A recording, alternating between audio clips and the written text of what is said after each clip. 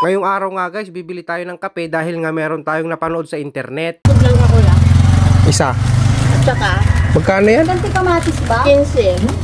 Isa lang. Ganti kamatis.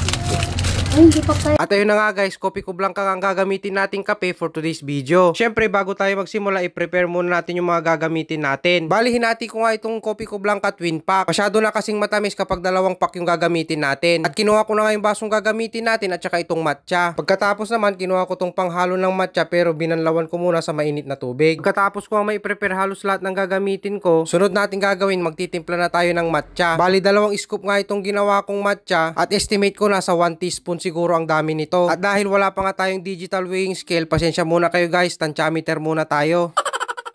At sa part ng video na to nga guys, binuhusan ko na nga ng mainit na tubig yung matcha powder. Pagkatapos nga ay minekos-mekos ko na nga ng ganito mga insan.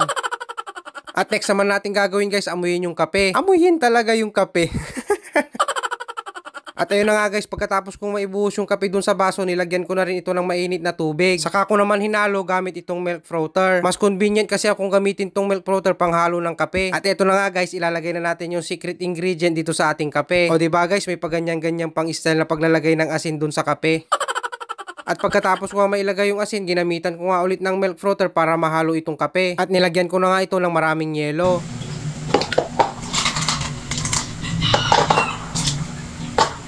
Pagkatapos nga nating mailagay yung yelo, isusunod na nating ilalagay itong tinimpla nating matcha powder kanina. Hindi ko talaga alam kung anong magiging lasa nito guys.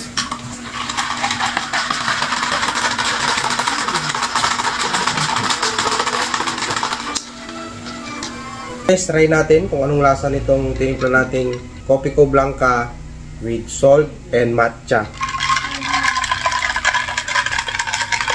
Haluin lang natin mabuti para mag-mix. Ayan na siya. At eto na nga guys, titikman na natin tong tinimpla nating kape na nakita natin sa internet. Sarap pa.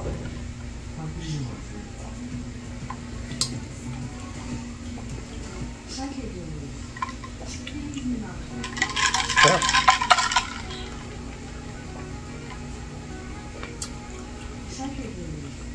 Hindi ko gaanong malasahan yung matcha, pero nandun pa rin yung flavor ng matcha.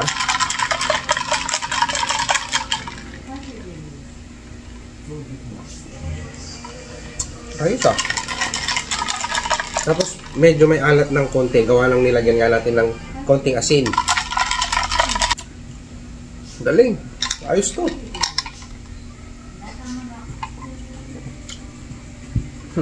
So yun guys, kung may mga comment kayo or may suggestion kayo na pwede natin gawin, comment lang kayo dito sa baba. Enjoy na natin tong drink. Paano guys, antayin ko na lang yung mga comment ninyo at mag-aayos muna ako ng mga helmet na dumating dito sa bahay. Siya nga pala, try nyo rin pala itong ginawa nating drink ngayon guys. Yun lang, bye bye!